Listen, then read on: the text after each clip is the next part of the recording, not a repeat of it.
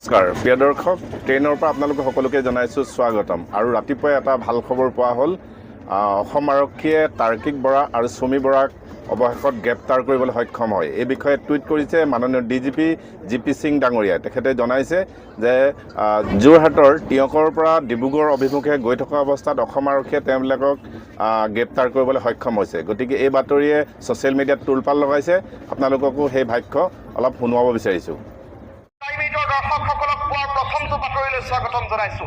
আৰু ইতিমধ্যে দেখিবলৈ পোৱা গৈছে অসম আৰক্ষীয়ে প্ৰথমখন ফটো প্ৰকাশ কৰিছে, য'ত আৰক্ষী সঞ্চালক প্ৰধান জিপি সিঙে এখন বিশেষ ফটো প্ৰকাশ কৰিছে চুমি বৰা আৰু তাৰ্কিক বৰাৰ। চুমি বৰা আৰু তাৰ্কিক বৰাক ইতিমধ্যে STFে গ্ৰেপ্তাৰ কৰাৰ খবৰ আহি পৰিছে। এই মুহূৰ্তৰ সবাতোকৈ ডাঙৰ খবৰটো টাইম 8ৰ দৰ্শকসকলক জনাইছো। Time 8 big breaking. অৱশেষত গ্ৰেপ্তাৰ হ'ল দীৰ্ঘদিনে পলাতক হৈ থকা চুমি বৰা আৰু তাৰ্কিক বৰা।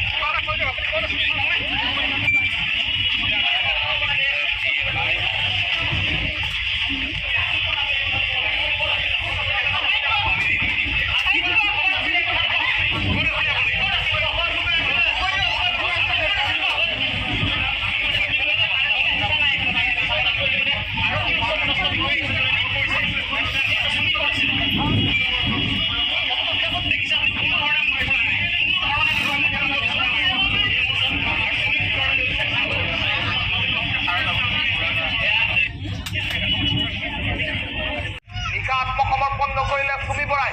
কালিৰ দিনটোত এক বিশেষ ভিডিঅ' বাৰ্তা যোগে চুমি বৰাই ঘোষণা কৰিছিল আত্মসমৰ্পণৰ। আৰু আজি পুৱাই ডিব্ৰুগড়ত তাৰ্কিক সহ চুমিক গ্ৰেপ্তাৰ কৰিছে অসম আৰক্ষীৰ special task forces. DGP GP সিঙে কৰিছে বিশেষ tweet, the game is over বুলি লিখিছে আৰক্ষী সঞ্চালক প্ৰধানগৰাকীয়ে। আৰু স্পেচিয়েল টাস্ক ফ'ৰ্চে গ্ৰেপ্তাৰ কৰিছে 10 দিনে পলাই থকা চুমি তাৰ্কিকক। আৰু ইতিমধ্যে STFে নিজৰ জিম্মাত লৈছে চুমি বৰা আৰু তাৰ্কিক বৰা। পলাতক চুমি বৰাই ভিডিঅ' যোগে কৰিছিল আত্মসমৰ্পণৰ ঘোষণা কালিৰ দিনটোত। অৱশেষত গ্ৰেপ্তাৰ হ'ল চুমি বৰা আৰু তাৰ্কিক বৰা। ৰাজ্যৰ আৰক্ষী সঞ্চালক প্ৰধান জিপি সিঙে ইতিমধ্যে এখন বিশেষ ফটো প্ৰকাশ কৰিছে, যিখন ফটো এতিয়া সামাজিক মাধ্যমৰ এক প্ৰকাৰ ভাইৰেল হৈ পৰা পৰিলক্ষিত হৈছে। য'ত জিপি সিঙে ফটোখন আপলোড কৰি ওপৰত এটা বিশেষ লাইন লিখিছে, যিটো শাৰীয়ে এতিয়া এক বিশেষ তাৎপৰ্য বহন কৰিছে। The game is up for them, compliments to the team STF। Special task ফ'ৰ্চক ইতিমধ্যে এক প্ৰকাৰ অভিবাদন জ্ঞাপন কৰিছে আৰক্ষী সঞ্চালক প্ৰধানগৰাকীয়ে। আৰু তেওঁলোকৰ বাবে খেল শেষ, অভিনন্দন টিম STF বুলি লিখিছে। বিশাল ফুকন আৰক্ষীৰ জালত পৰাৰ পাছতে চুমি বৰা আৰু স্বামী তাৰ্কিক বৰা পলাতক হৈ আছিল। আৰু তেতিয়াই দেখিবলৈ পোৱা গৈছিল চুমি বৰা আৰু তাৰ্কিক বৰাক বিচাৰি আৰক্ষীয়ে অভিযান আৰম্ভ কৰিছিল, কিন্তু সুংসূত্ৰ নাছিল চুমি বৰা আৰু তাৰ্কিক বৰাৰ। চুমি বৰা আৰু তাৰ্কিক বৰাৰ সুংসূত্ৰ নথকাত আৰক্ষীয়ে ক্ৰমাগতভাৱে চলাইছিল অভিযান। আৰু তাৰ পাছতেই কালিৰ দিনটোত চুমি বৰাই সামাজিক মাধ্যমলৈ প্ৰেৰণ কৰিছিল 2 মিনিটৰ এটা বিশেষ ভিডিঅ', য'ত চুমি বৰাই উল্লেখ কৰিছিল মানসিক হাৰাশাস্তিৰ বাবে চুমি বৰা লুকাই আছিল বুলি উল্লেখ কৰিছে। আৰু সমান্তৰালকৈ আত্মসমৰ্পণৰ সিদ্ধান্তৰ কথাও উল্লেখ কৰিছিল। তেনে পৰিপ্ৰেক্ষিতত দেখিবলৈ পোৱা গৈছে কালি নিশা পৰ্যন্ত চুমি বৰাই আত্মসমৰ্পণ নকৰিলে। বিগত 10টা দিনে টিয়কত লুকাই আছিল বুলি জানিব পৰা গৈছে চুমি বৰা।